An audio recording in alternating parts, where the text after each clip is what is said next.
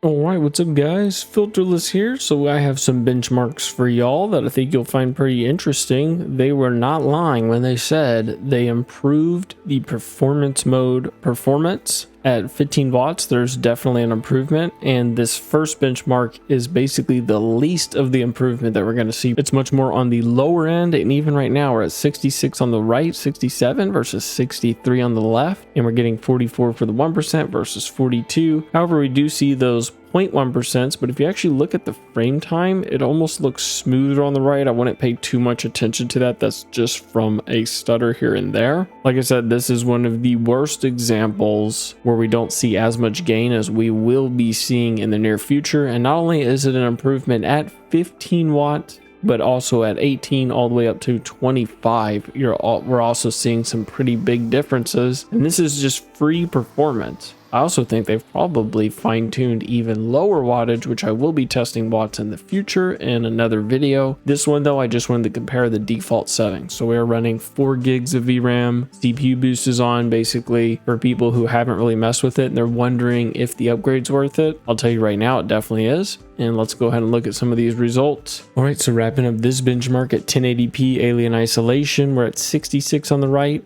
with 49 for the 1%, 23 for the 0.1. And on the left, we have 63, 45, and 31. So just a slight bump at 15 watts in this specific game. All right, so moving on to 18 watts now. Look at the difference here. We're at 75 on the right for the average. 76 versus 68, 69 on the left. Right here it's climbing a bit because we're getting higher FPS, but still this is a very big bump, over 10% right now in performance. Our 1% aren't reflecting it yet, but you can see they just jumped to 57, and on the left we have 49. So wrapping up this benchmark, 84 on the right for the average versus 75 on the left at 18 watts. That is a huge boost in performance. And we got 61 for those 1% lows versus 54 on the left, and 31 and 34 for the 0.1% lows. All right, now moving on to 25 watts. We're at 89, 90 on the right versus 85 on the left. So not as big of a difference. It does seem to favor lower power in a lot of the tests we're about to run. You can see right here, we're at 100 on the right versus 93 on the left. So there's about 7% right there. And wrapping this up, we got 93 on the left versus 101 on the right, 69 for the 1% versus 73, and 40 for the 0.1 versus 30. And moving on to Bioshock Infinite.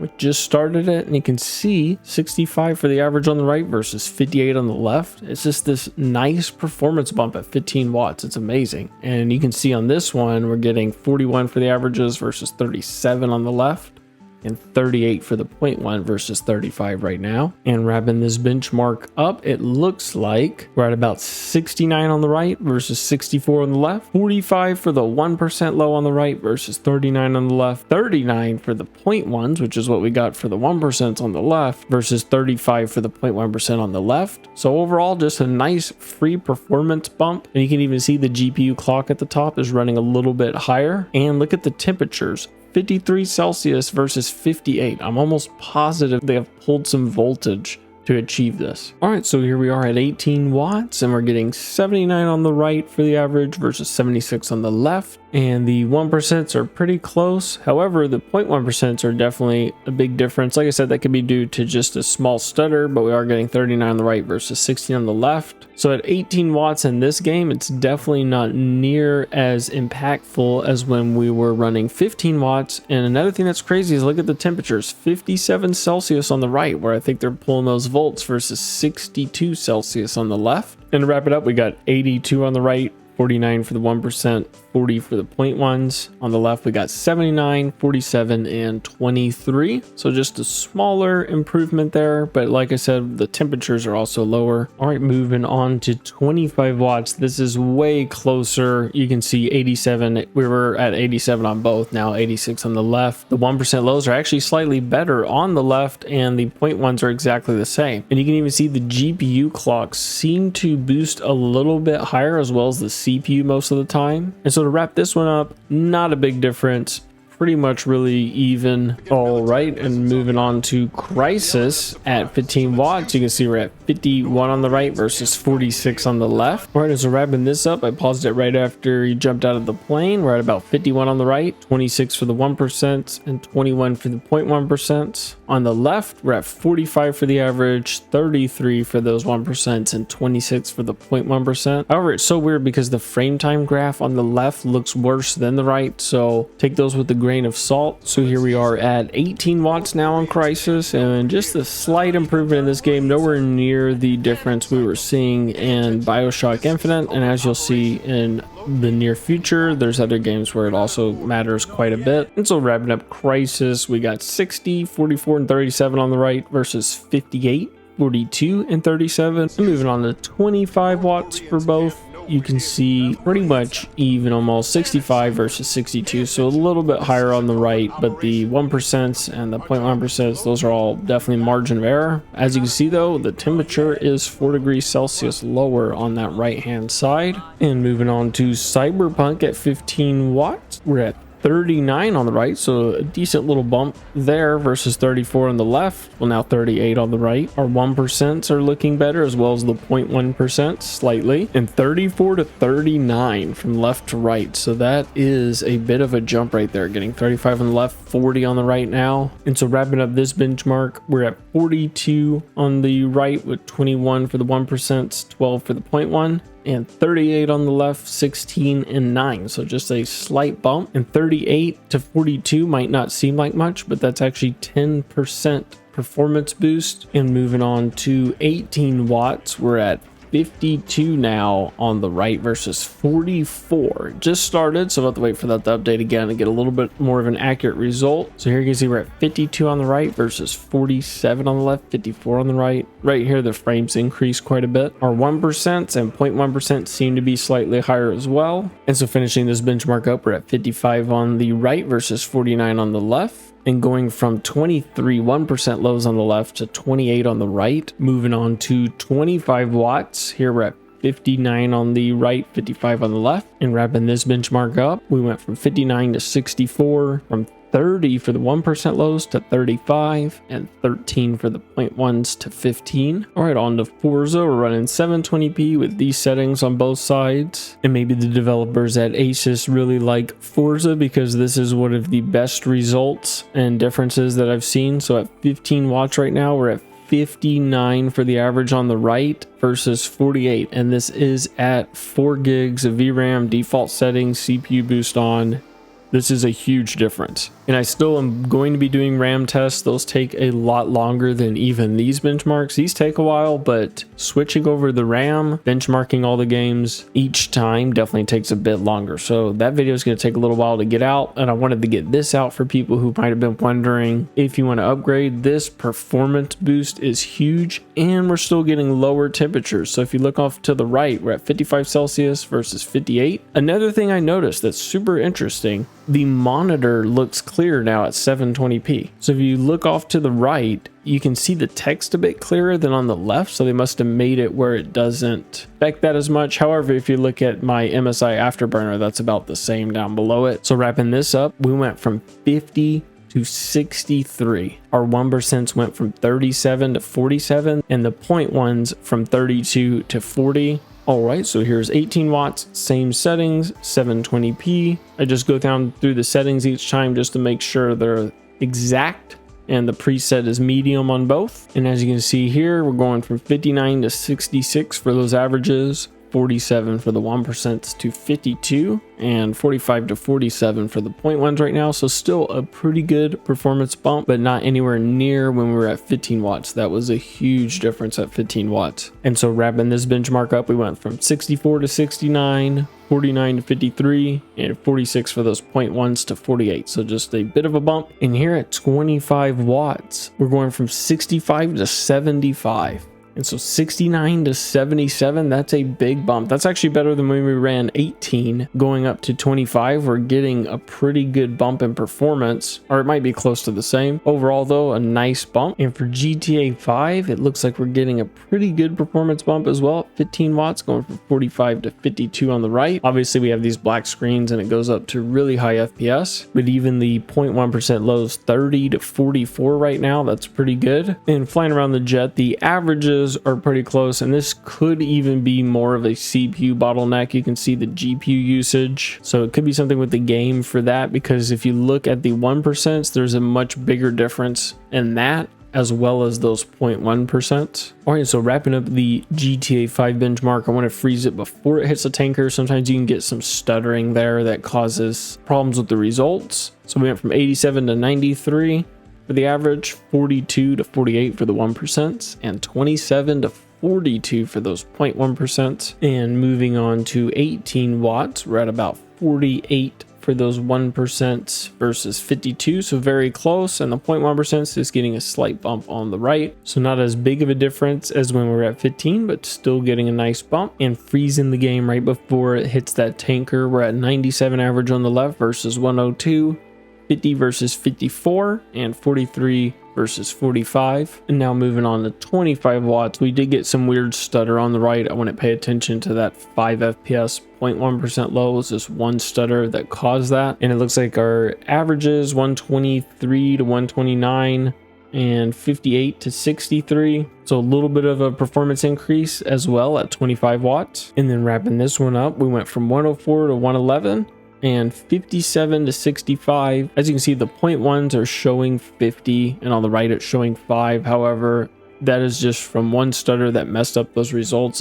I don't really like the 0.1% as much for that reason. So we're still getting a nice performance bump. Moving on to Metro Exodus, we're at about 57 on the left versus 64 on the right. And if you look at the temperatures there, 51 Celsius on the right versus 57 on the left. Our 1% lows are pretty close, as well as the 0.1%. However, with the averages, we are getting a nice little boost in FPS. And if you pay attention to the actual FPS at the top, and the monitor at 35 versus 40 right now, that's a huge difference when you're actually in game. And one thing I did want to point out in this game, it's the only one I noticed it on, if you look at the frame time graph, it's more unstable on the right. I did run around and it wasn't too bothersome. There's a couple times when it felt like it was slowing down, kind of like what auto TDP does. And if you look right here where we're just standing still, look at the difference in that frame time graph. It's definitely less smooth on the right. We did get a better average as well as 1% low. However, the 0.1% are lower slightly, and that stuttering on the right is very interesting. I don't know why it was doing it only on this game from my tests. However, 53 to 59 for the averages, that's about close to 11% increase in performance. All right, and just for y'all that are interested in the settings, it's 720p with these settings right here. At 18 watts, we're seeing a little bit of an increase there from 75 to 78.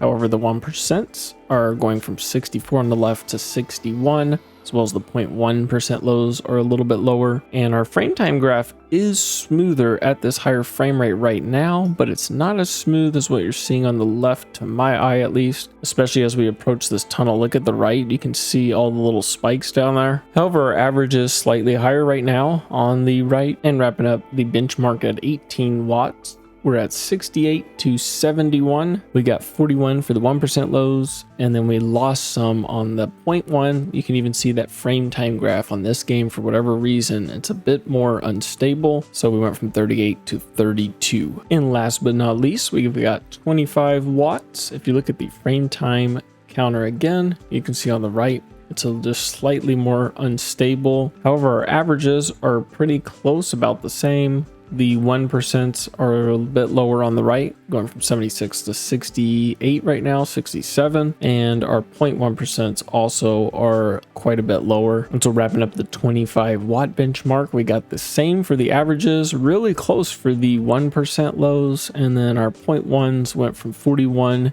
to 36. And then for Red Dead Redemption, we're running these settings, 720p, and just right when it hits the balanced quality preset level. And here we are a little ways into the benchmark, and we're getting about a 4 FPS increase in the averages. Right now 79 to 83 for the 1% lows, 34 to 36, and the 0.1% lows. It's funny because the frame time graph in this is actually a bit smoother on the right from what I can tell, depending on where you're at. However, we did get one major stutter on the right that caused it to go to 5 FPS for the 0.1%. And it's funny because it actually switched near the end, so the left got a major stutter causing it to go to 5, and then the right started coming back on those 0.1%. However, wrapping this benchmark up at 15 watts, we went from 61 to 67 for the average, 27 to 34 for those 1% lows, and 5 to 13 for the 0.1s. I wouldn't pay much regard to that. That's just from these random stutters here and there. And moving on to 18 watts, very close for the averages, exactly the same for the 1% lows, and the 0.1% lows on the left, 20 to 32 on the right, but overall very close in this game. There's not really much of a difference. And wrapping this one up, we went from 69 to 74 on the averages, 37 for the 1% to 41, and 14 for the 0.1% on both at 18 watts.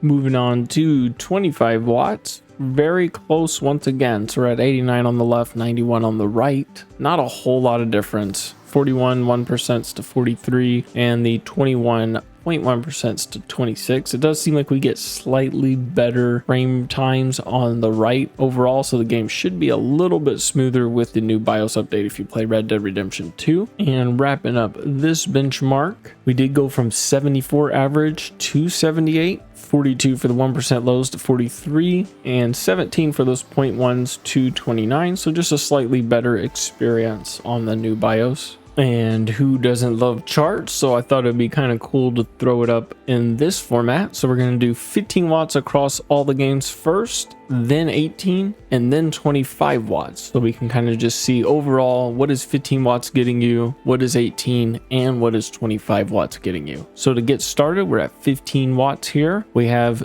322 as the first option on all of these. So it goes 322, 323 for every game. So the bottom one will always be the new BIOS. And you can even see right here, we're getting a nice bump in alien isolation. We did lose a little on those 0.1%. I say take those with a grain of salt for the most part. And if you look at every game, even right here, we're going forward quite a bit, 39 to 45 for the 1%. 45 to 51 on the averages on Crysis. Here we did lose a little bit in those 1% on Crysis, but then we go down to Cyberpunk, 38 to 42, 16, 21. It's pretty much a common trend of just kind of flying this way, especially right here. Horizon 5, if you like that game, the BIOS is worth it just for that game, I would say. And 37 to 47 for those 1%. GTA 5, 87 to 93, 42 to 48, 27 to 42.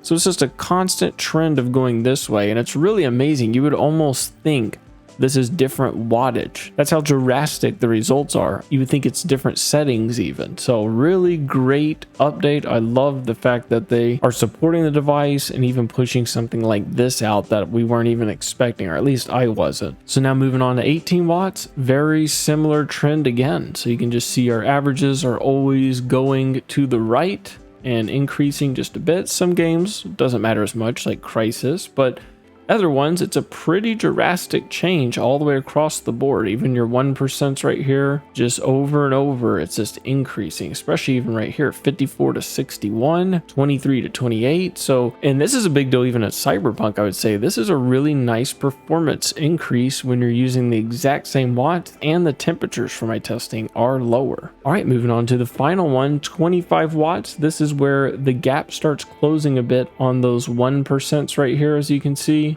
However, we still are getting some jumps in certain games like GTA 5. Horizon 5 still benefits, going from 69 to 76 FPS with 62 1% lows and 57 for the 0.1%. So that's a really great improvement in that game. That's the biggest difference out of all the games would be Horizon 5. And I'm sure there's some other games as well. These are just the ones I tested. And you can see our averages overall are doing pretty good. 1% as well do somewhat increase, but then in some games they're kind of dropping back a little bit, like you can see in Alien Isolation, Metro Exodus. And then in GTA 5, I did put the 5 in there because that's what it's got, but that was a stutter at the end. and it would be more up in the mid 40s, I would say. And anyway, I think that's going to wrap it up for this video. I hope y'all enjoyed it. Took a little bit of work to put it together, so if you did like it, make sure to hit the sub, hit the like button, and enjoy the new BIOS if you do decide to upgrade. Stay tuned for the VRAM comparisons. It's going to take a little longer to pull all of that in